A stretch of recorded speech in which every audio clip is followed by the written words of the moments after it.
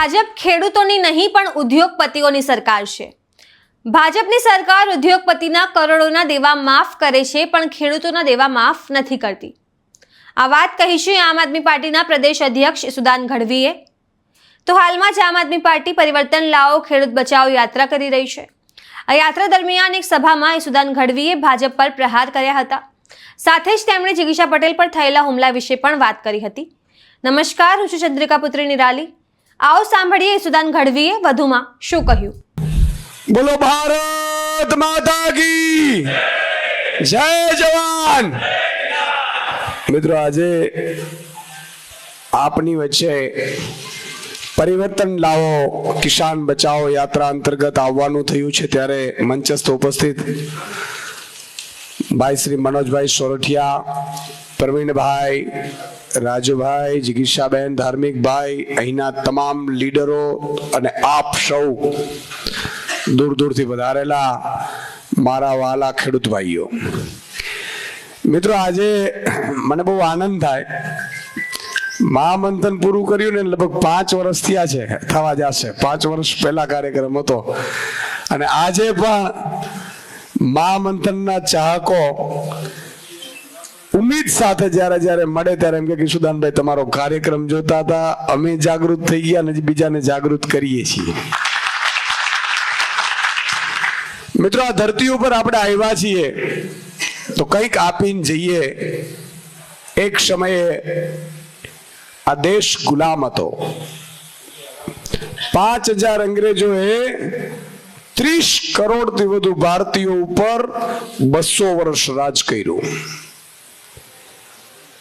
મુગલોએ રાજ કર્યું, ડચોએ રાજ કર્યું, ફિરંગીઓએ રાજ કર્યું।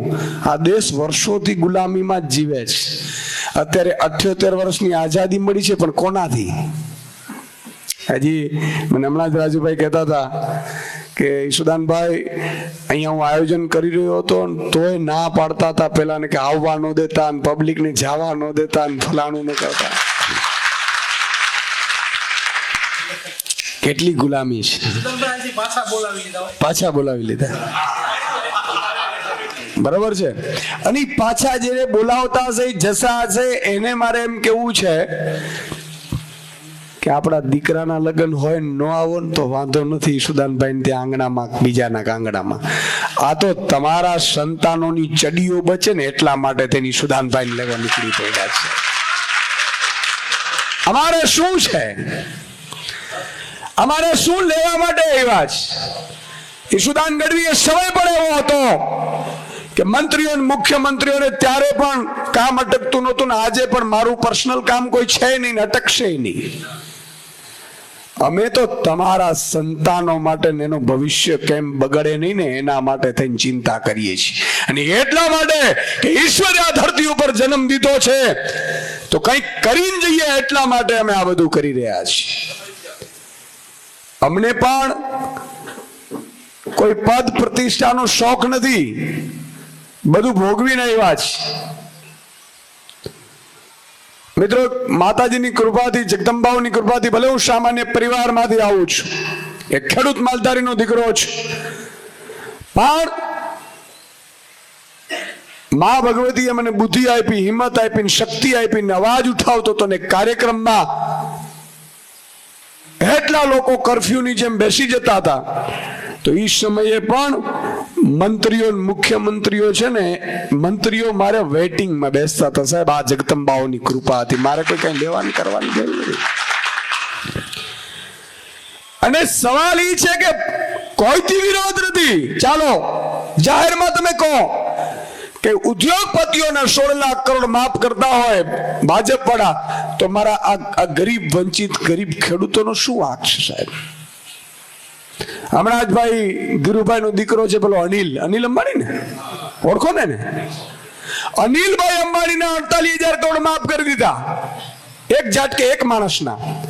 જો એ જ મારા ખેડૂતોના 48,000 કરોડ રૂપિયા માફ કરે ને તો 10 વર્ષ સુધી એક 0 વીજળીનો બિલ આપવું પડે આ ખેડૂતોએ। સાહેબ, આ વ્યવસ્થા પેદા કરવા માટે અમે નીકળ્યા।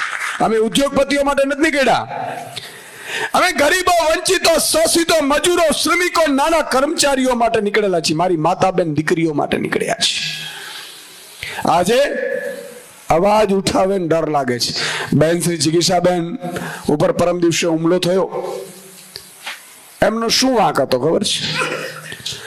એમનો વાંક ઈ હતો કે તમે અહીંયા આવીને પ્રજાનો અવાજ કેમ બનો છો, પ્રજાને કેમ સાંભળવાઓ?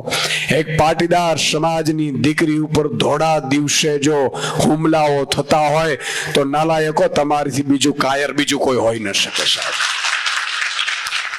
બારવટિયાની બહાર પ્રકારના વટ પાડતા હતા, બારવટિયા અંગ્રેજોની સામે પડ્યા હતા, અને આપણા ઇતિહાસકારોએ આપણા કવિઓએ એ બારવટિયાઓના ગીત ગાયા છે.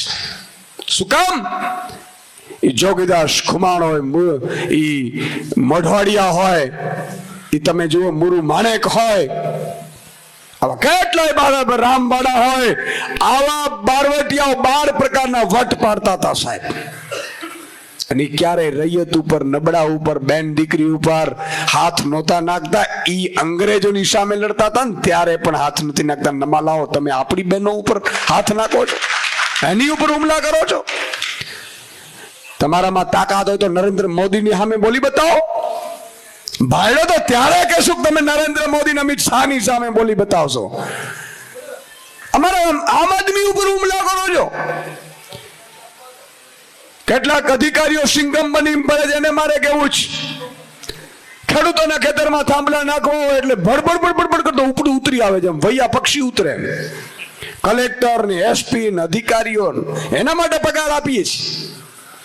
મિત્રો, વ્યવસ્થા પરિવર્તન માટે આવ્યા છીએ, એટલા માટે તમારી મારી જરૂર છે થવાની. જ્ઞાતિ જાતિ ધર્મ ભૂલો. તમારે કલેક્ટર ને સાહેબ તરીકે જોવો છો કે નોકર તરીકે? કયો મને બોલો. તમે નોકર છે.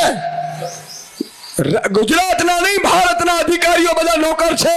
અને ઈશુદાન ગઢવીના હાથમાં જે દિવસે સાહેબ સત્તા આવશે, ઈશુદાન ગઢવીના આમ આદમી પાર્ટીના આ યોદ્ધાઓ પાસે જ્યારે સત્તા આપશે ને, ત્યારે હું તમને ખાતરી આપું છું કે જે મુખ્યમંત્રીને કલેક્ટર સાહેબ કરીને બોલાવે ને, એમ મારો ગરીબ ખેડૂત મેલાધોલા કપડે પાણી વાળીને કલેક્ટર ઓફિસમાં જાય, કલેક્ટર ઉભો મારીને સેલ્યુટ મારે ને ત્યારે કહેજો રાજનીતિ બોલે. આ કરવા માટે રાજનીતિમાં આવ્યા છીએ. અમારે થોડું કઈ ભરવું છે, અમારા પેટે નાના જુઓ. હા, ઘણા હામી પાર્ટી વાળા જોજો હાવડા મોટા પેટ હોય, ભાઈ ભરાય જ નહીં તો માણસ 2-3 બ્રિજ ખાઈ ગયો હોય ને તો પછી ખરેખર ભરાઈ જવું જોઈએ. દૂધની ડેરીઓ ખાઈ ગયો હોય ને તો નકલી દૂધ તો ભરાઈ જવું જોઈએ, છે કે નહીં? પણ મિત્રો, 2 પ્રકારની શક્તિ ઈશ્વર અહીંયા મોકલતો હોય છે. એક દેવી શક્તિ હોય છે અને એક આસુરી શક્તિ હોય છે. જે લોકો ગરીબો, વંચિતો, શોષિતોની પીડા જોઈને એના માટે લડે છે ને, એ દેવતાઓ છે, એ પાંડવો છે, એ ભગવાન કૃષ્ણ છે. અને જે લોકો નકલી દૂધ કરે છે, નકલી બિયારણ કરે છે, નકલી ખાતર કરે છે, નકલી લૂંટ ચલાવે છે, ગરીબોના ખેતરોમાં થાંભલાઓ નાખીને પવનચક્કીઓ નાખે છે, એ બધા આસુરી શક્તિ વાળા છે, રાવણ અને કંસની ઓલાદો. બરોબર કીધું મેં? હવે એક છેલ્લી વાત કરીને, કાકાજી મારે ઘણી જગ્યાએ જવાનું છે, છેલ્લી વાત કરીશ કે હમણાં જ રાજુભાઈ કીધું કે સુદાનભાઈ ઘણાને પાછા બોડાવી લીધા ને આન તેન. આપણે 2 પ્રકારના લોકો રહેતા હોય. હમણાં જિગીષાબેને કીધું કોઈ ડરે છે, એટલે અહીંયાથી કીધું નહીં, અમે કોઈથી ડરતા નથી. નરવંકા હોય, અમે કોઈથી ડરતા નથી. એક પ્રકારના લોકો હોય કે થોડા ઘણા ડરતા હોય, પોચું ડરતા હોય અંદર. હવે એમાં કઈ રીતે હોય તો એ ડરે છે કોનાથી? તો કોઈક બાઘડાથી ડરે છે. બરોબર છે? હવે બાઘડો એટલે કોણ? હવે તમે વિચાર કરજો, મારા મમ્મીને અમે બધા તુફાન કરતા ને, તમારા બધાને પણ બેનો દીકરીઓ નાના હતા ને એટલે હુવડાવે આપણે, અને ત્યારે કે ચૂપ હોઈ જા, નહીં તો બાઘડો આવશે. સાચી વાત છે? એનો મતલબ એ થયો કે અહીંયા કોઈ બાઘડાઓ છે જેનાથી આ લોકો ડરે જ બિચારા. હવે બાઘડાઓ છે એનાથી ડરે છે, તો મારે ઈ લોકોને કહેવું છું કે તમારા ડર નીકળી જાય ને એવા ઇન્જેક્શન ઈશુદાન ગઢવી કે આમ આદમી પાર્ટી પાસે છે નહીં. પણ મારે એમને હાથ જોડીને વિનંતી કરું છું કે તમને, મને ઈ ખબર છે કે તમારા આત્મા શુદ્ધ છે. તમે બાગડાથી ડરતા હશો, શરમ ના માર્યા, કઈક આંગળી આવી ગઈ હોય, કઈ ચીચોડામાં આવી ગયું, થોડું ઘણું હોય, બરોબર છે. પણ તમારી આત્મા શું છે? તમે માણસ સારા છો, માણસ સારા છો. તો મારે એટલું કેવું છે કે આગામી તાલુકા જિલ્લાની ચૂંટણીમાં આવે છે અને તમે મને જો સાંભળતા હો તો સોશિયલ મીડિયાથી ઈ લોકો, તો તમારે શું કરવાનું, ભલે તમારે જાહેરમાં આવવાની જરૂર નથી, બાગડા ભેગા રહેવાનું. અરે બાગડા ભાઈ, તમે જ જીતવાના છો, તમે જ જીતવાના છો અને તમારું જ છે. બાગડા ભાઈ ભેગો, બાગડા ભાઈ નો જ ખેસ પહેરીને, બાગડા ભાઈ ની ગાડીમાં એના જ ભજીયા ખાઈ અને બૂથમાં જવાનું. અને બૂથમાં તમે જાઓ એટલે બાગડાભાઈ નો પણ બાપ છે ઝાડુ, એનું બટન છે.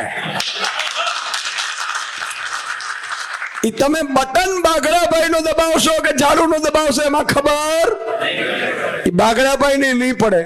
અને તમે અંદર જઈ અને બાગડાભાઈ ની ગાડીમાં આવી અને ઝાડુ નું બટન દબાવી દેશો એટલે જેમ ભૂતની ચોટી પકડાઈ જાય, ભૂત અલોપ થઈ જાય, તમારો ગુલામ થઈ જાય, એમ બાગડો બહાર નીકળશે ને તમારો ગુલામ થઈને ઉભો હશે. સાહેબ, આટલી મારે સૌને વિનંતી કરવી છે, કારણ કે જનની જણ તો ભગત જણ, કા દાતા કા શૂર, નહીતર રેજે વાંજણી માતું મત ગુમાવીશ નૂર. જનની જણ તો ભગત જણ, કા દાતા કા શૂર. આ ધરતીઓ પર ત્રણ જ લોકોનો ઇતિહાસ છે, ત્રણ જ પ્રકારના લોકોના ગુણગાન ગવાય છે. ઈ કામ ભક્ત હોય, ઈ નરસિંહ મહેતા હોય, બજરંગદાસ બાપા હોય, જલારામ બાપા હોય, તો એક ભક્તના ગણાય છે, એક શૂરવીરના ગણાય છે. બરાબર છે? એ શૂરવીર હોય, એ હમીરજી ગોહિલ સોમનાથની સખાતે નીકળતો હોય કે મારા મામા દેવાયત બોદર છે, એના દીકરાની સંપત્તિને એ આપી દેતો હોય, આવા શૂરવીરો અને એમની સતીત્વ માં હૈરાણીને એને યાદ કરતા હોય. બરોબર હે? જનની જણ તો ભક્ત જણ, કા દાતા કા શૂર. અને કા કોક દાતેશ્વરી હોય કે જેણે પોતે પોતાના પંડના દીકરા છે ને બીજાના માટે અર્પણ કરી દીધા હોય. આ ત્રણ પ્રકારના લોકોના ઇતિહાસ બોલાય છે. બાકી બધાના ઇતિહાસ ધરાર લખાવેલા હોય. જરાક મારું બતાવજે તો ઘણા ભાજપ પડાયું કે મીડિયા વાળાને થોડુંક મારું બતાવજે. હું મીડિયામાં તો મને ખબર થોડુંક લઈ લીધું, લઈ લીધું, થોડુંક લઈ લે, એમ કોઈના દિલમાં રહેવાતું નથી. સાહેબ, 2 મહિના કે 2 વર્ષમાં માણસો ભૂલી જાય છે. આ ગામમાં આજે તમારું નામ શું છે? સીતાનભાઈ આજે 5 વર્ષ પહેલા મહામંથન પૂરું કર્યું છતાં યાદ કરે છે ને એમ કહે છે કે સુદાનભાઈ, ખેડૂતોને હજી જાગૃત કરવાની આપણે ખૂબ જરૂર છે. આમના માટે એકવાર તાળીઓ જોઈએ. સત્ય છે ને ક્યારેય ઢકાતું નથી સાહેબ, સત્ય ઢકાતું નથી. એ સૂરજ ઉગ્યા વિના રહેતું નથી.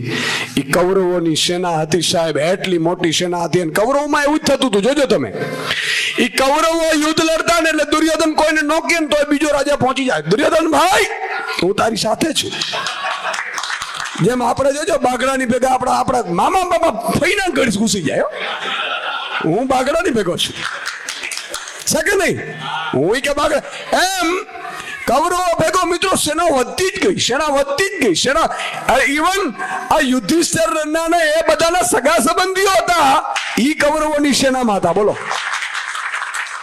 છતાંય મારો કાળિયો નાથ ચક્ર ઉપાડ્યા વગર જો સાફ કરી નાખતો હોય તો આ તાકાત તમારા મારા સત્યની છે સાહેબ.